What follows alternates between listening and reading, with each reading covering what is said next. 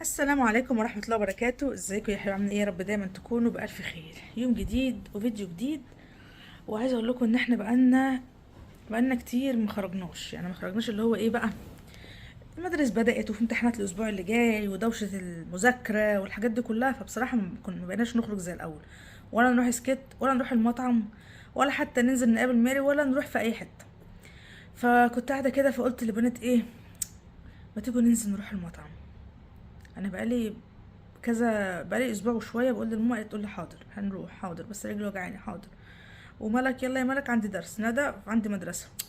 المهم لما لقيتهم بقى ولا عندهم درس ولا مدرسه ولا اي حاجه، يلا ننزل نروح المطعم شويه. قالوا النهارده في ماتش. قلت لهم في ماتش؟ طب يلا بينا نروح بقى بالمره، نقعد هناك نغير جو ونتفرج على الماتش هناك بالمره، ويكون يوم ايه حلو. غيرنا جو وقعدنا، وبعد كده نرجع على طول. هننزل بقى هنروح على المطعم، نقضي هناك شويه ساعتين 3 ولا حاجه. الساعه دلوقتي عامه 7 بالليل. هنروح بقى نقعد شويه هناك. والنهارده المفروض ان في الاوبن بوفيه اللي هو المركب اللي بتطلع، فانا مش عارفه بصراحه ميعادها الساعه كام. لو ميعادها بدري يعني لو لحقناها هنطلع معاهم، ما لحقناهاش يبقى ايه، يبقى نقعد بقى شويه ونيجي وخلاص. يلا بقى ايه، اتكل على الله.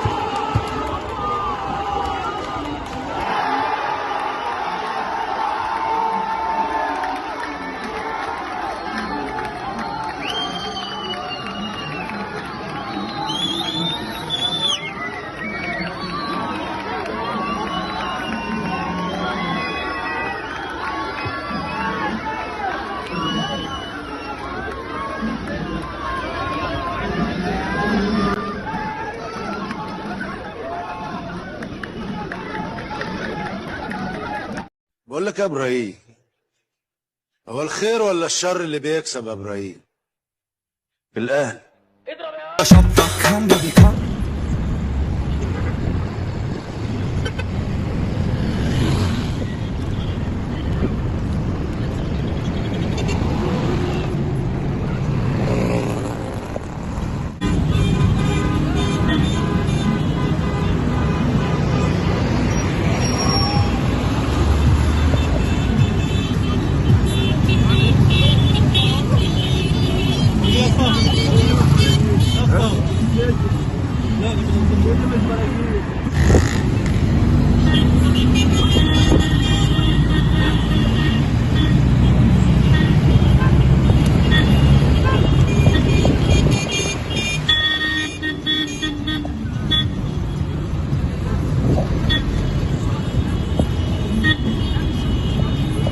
بص بقى كله دلوقتي بيحتفل بقى. ايه يا مالك مبسوطة؟ لابسة احمر عشان الاهلي.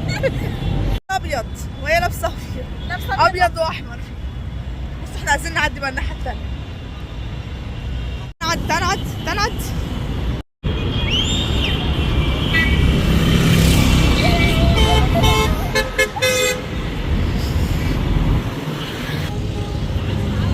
تعالى اهو.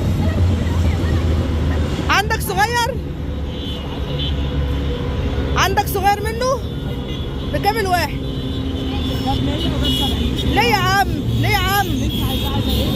لا 170 ايه؟ هات 60 اهو. هناخد الاتنين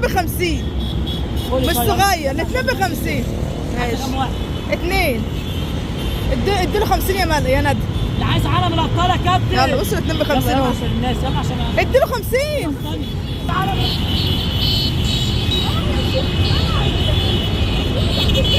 احنا مش عارفين بيحتفلوا فين. يلا بس الدنيا بقى هايصة. انا فحم مدورش.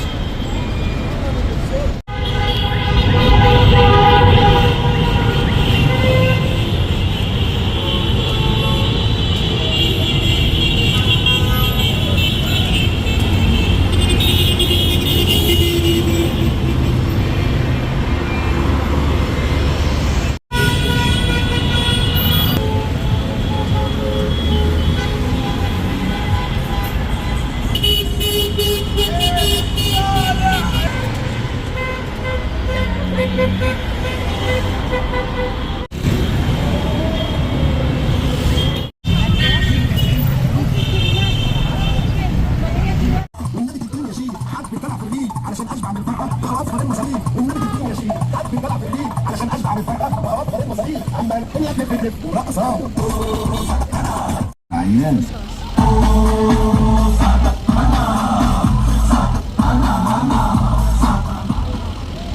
عليك وعلي شوية تمسكين، أصل أنا مجنون في حبك دماغي تعبان.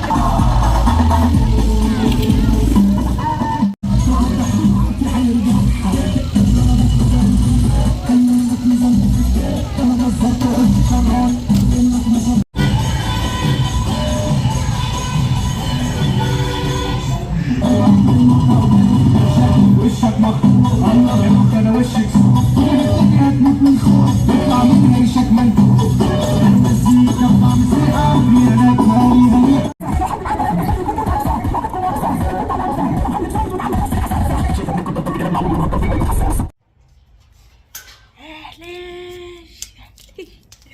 روحنا البيت طبعا. شفت الاحتفالات اللي بره والعيال خلينا جبت لهم الاعلام دي، بس بصراحه كان يوم حلو قوي وكانت خروجه حلوه. يعني من حظنا ان النهارده كان الماتش وكان في بقى هيصه وزحمه واحتفالات بقى في الشارع وكده. الناس اللي بتقول لي هو انت زملكاويه ولا انت اهلاويه، يا جماعه انا مش بشجع الكوره عامه، يعني انا بصراحه مش بفهم فيها اصلا. تمام. الاول كان ممكن اقول لكم ان انا ايه عارفه اللعيبه. كان في مثلا اللعيبه بتوع الاهلي عشان خاطر كان ابو ياسمين الله يرحمه كان اهلاوي، فكان بيعرفنا في ماتش النهارده ده هيتلعب كذا وهيتلعب كذا ولما كان بيجي يلعب العب يا فلان، فكنت ببقى عارفاهم. لكن دلوقتي انا ما اعرفش الا مثلا لو قرات مثلا خبر عن فلان لاعب مثلا الاهلي او لاعب الزمالك او ما اعرفش ايه وانسى. لكن انا بنزل وبشوف فرحه الناس مش اكتر والله. انا لا اهلاويه يا جماعه ولا زملكاويه، لكن مثلا لو لقيت ماتش وبيلعبوا ببقى عارفه اللعبه دي كويسه ولا وحشه، اللعبه دي لعبها حلوه دي جميله، حتى ايا كان الفريق بشجع اللعبه الحلوه بمعنى اصح. ربنا يا رب يفرح الجميع. وده كان اليوم بتاعنا وكانت الخروجه بتاعتنا. طبعا احنا كده ما لحقناش ناكل في المطعم، فجبت البنات كريب من تحت ودخلوا بقى ياكلوا، وانا بالنسبه لي كده استكفيت ان انا اجيب موز باللبن عشان خاطر العلاج بتاعي وكده، ومش عايزه اكل. جبت علبه زبادي اتعشى بيها وخلاص. الساعه دلوقتي 12 بالليل. فده اليوم بتاعنا، كان يوم حلو جدا وانا كنت مبسوطه ان انا والبنات خرجنا غيرنا جو، وكان مصادف اليوم بتاع الماتش وكان حلو قوي. ان شاء الله هحاول ان انا من الوقت للتاني اعمل لكم كده فيديوهات من النوعيه دي على القناه بتاعت البنات او على قناتي حتى، عشان خاطر نخرج من المود بتاع الزهق والبيت والاكل والمدرسه والدراسه والحاجات دي كلها. ادعوا لنا بقى دعوه حلوه من قلبكم، واستودعكم الله واسيبكم على خير، والسلام عليكم ورحمه الله وبركاته.